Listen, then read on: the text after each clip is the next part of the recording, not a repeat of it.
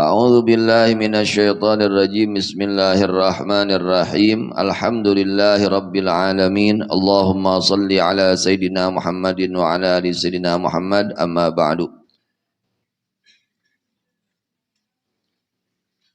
Surat An-Naba ayat 20, Allah Subhanahu wa taala menjelaskan hikayat baginda Nabi Musa alaihi salam ketika beliau diberikan tugas oleh Allah untuk berdakwah kepada Fir'aun.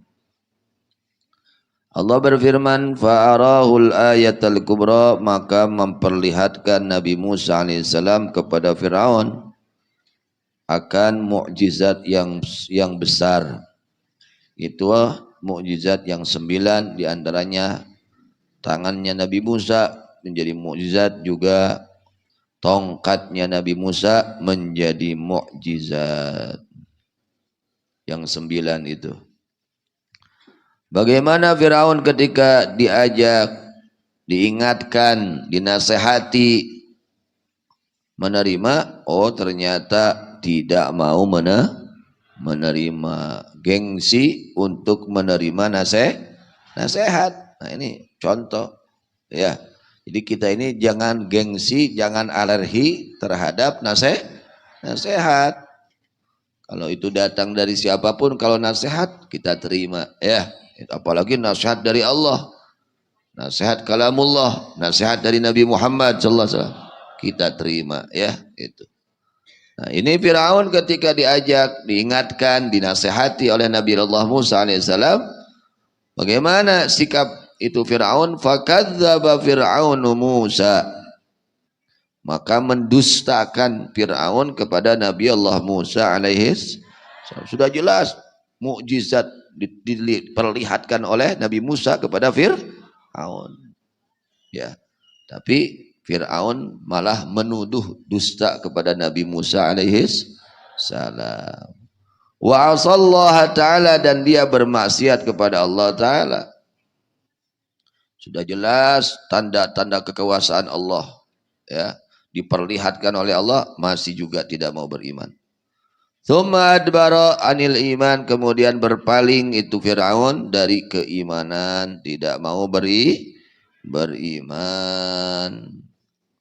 Yas'a, halnya berusaha itu Firaun fil ardi, di muka bumi, bil fasadi, dengan kerusakan. Akhirnya dia melakukan kerusakan di muka bumi sampai menyembelih anak-anak laki-laki, bayi laki-laki semua disembelih. Yudzabihuna abna'ahum. Itu naudzubillah, sampai ribuan yang disembelih oleh Fir'aun. Kenapa? Karena takut hilang kedudukan. Nah, itu hubbul mal wal jah yumbitanin nifaq. Orang kalau sudah cinta harta, cinta jabatan, udah akhirnya segala cara ia lakukan. Ya, merugikan orang lain, mendolim orang lain. Nah, itu karena apa? Karena apa? Ada itu cinta kepada harta dan cinta kepada jabatan. Maka dilarang. Penyakit hati, ya, di antara penyakit hati itu cinta kepada harta dan cinta kepada jabatan. Itu penyakit hati. Nah, ini terjadi kepada Firaun. Firaun karena dia takut kehilangan kerajaannya, kehilangan jabatannya, kehilangan hartanya, sehingga dia, ya, melakukan seenaknya. Akhirnya dia melakukan kedoliman terhadap Bani Israel.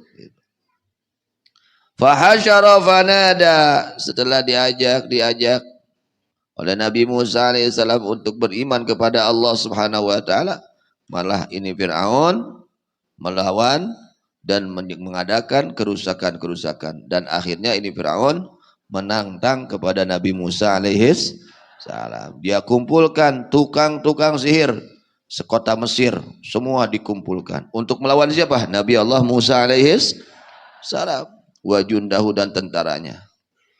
Nah, ini diantara ada pelajaran untuk kita. Tukang sihir Fir'aun itu orang-orang yang hebat di dalam sihirnya, ya, kelas berat, ya. Lain tukang sihir ecek-ecek, tapi yang sudah ulung, yang sudah puncaknya ilmu sihir, nah, sudah puncaknya mentok, tidak ada lagi. Di atas itu tidak ada lagi. Dikumpulkan semua tukang sihir untuk melawan mukjizatnya Nabi Allah Musa alaihis salam. Tapi luar biasa Allah memberi hidayah kepada tukang-tukang sihir. Apa yang terjadi? Ketika itu tukang-tukang sihir Fir'aun yang dia ya berpihak kepada Fir'aun, yang dia diundang oleh Fir'aun untuk melawan, mengalahkan mukjizat Nabi Allah Musa alaihissalam. Ya. Sebelum itu tukang-tukang sihir Fir'aun bertarung lah, ya, ngadu jajaten ibaratnya. Ya, bertarung dengan Nabi Allah Musa alaihissalam. Ini tukang-tukang sihir Fir'aun ada adab, ada kesopanan. Apa sopannya? Dia minta izin dulu kepada Nabi Musa alaihissalam.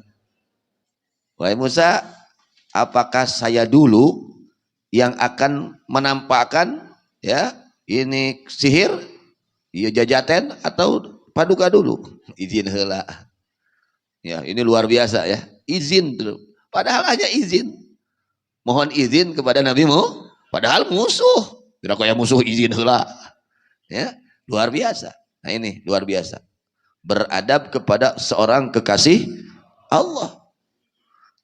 Ya. Apakah saya dulu yang akan menampakkan ya ke rek nembongkeun wewesen atau salirah heula? So Nabi Musa, silakan kalian dahulu. Nah, itu. Setelah itu para tukang sihir Firaun mengeluarkan sihir-sihirnya, akhirnya Nabi Musa diberikan oleh Allah kekuatan untuk menampakkan mukjizatnya, yaitu tongkat menjadi seekor ular. Tongkat jadi orai. Eta kabeh eta sihir kabeh dileg-legan ku orai teh. Ya, mereka juga pakai tongkat. Jadi dihayalkan penglihatan manusia itu seolah-olah itu tongkat mereka itu ular. Tambang-tambang mereka seolah-olah ular. Langsung tongkat Nabi Musa dirubah oleh Allah Subhanahu wa taala sebagai mukjizat Nabi Musa alaihissalam menjadi ular. Ularnya sampai calangap, mengamak, mengangap, ya. Tapi kak, eta Firaun dileg-legan, itu, katanya ditembongkan. Kemudian itu tambang-tambang yang oleh tukang-tukang sihir, ya, itu tambang-tambang habis dimakan oleh itu ular Nabi Musa alaihissalam, ular tongkatnya itu. Nah di sini ada pelajaran bagaimana tukang-tukang sihir ketika dia, ini tukang sihirnya guru-guru besarnya, profesornya. Kira-kira ayat di atas profesor dokter ayat. Nah ini di atasnya udah mentok, di mana gitu berarti lain sihir gitu. Terus mentok, ini bukan sihir. Karena kalau sihir ini tanda tanyanya seperti ini. Nah, mereka mengerti. Akhirnya mereka beriman kepada Nabi Musa alaihissalam, bertobat kepada Allah. Apa rahasianya? Apa penyebabnya mereka bertobat kepada Allah? Karena mereka melakukan satu kesopanan adab terhadap kekasih Allah. Yaitu tadi, memohon izin dulu sebelum diadakan pertarungan. Yang sudah kafir hormat memuliakan kepada kekasih Allah menjadi hilang kekafirannya. Diangkat oleh Allah, dihilangkan kekafirannya karena berkah dia menghormati kepada kekasih Allah. Apalagi kalau orang yang sudah beriman lalu mereka betul-betul menghormati para kekasih Allah, artinya akan lebih kuat imannya. Jadi pelajaran ke urangnya, jadi orang sing hormat para kekasih Allah, sing hormat kepada para kekasih Allah, para wali-wali Allah Subhanahu wa taala. Sehingga ini tukang-tukang sihir yang tadinya musuh Allah seketika dirubah oleh Allah menjadi aulia Allah, para kekasih Allah. Luar biasa ya, menjadi para kekasih. Saat itu ketika diperlihatkan mukjizat Nabi Musa, ternyata ini mukjizat bukan sihir. Nggak ada mulai gini sihir, nggak ada. Cirina sihir lain. Ya mah pasti mukjizat gitu. Maka mereka serentak beriman kepada Allah Subhanahu wa taala. Berkah apa? Menghormati kepada kekasih Allah. Ya, menghormati kepada kekasih Allah. Ngahormat kawali Allah teh mata kuatan iman. Setelah itu ketika mereka beriman, mereka diancam oleh Firaun, diancam. Ketika mereka diancam, apakah takut? Tidak, malah tambah kuat. Ya, tambah berani. Sekarang mati, besok mati. Waduh, tambah gitu dah.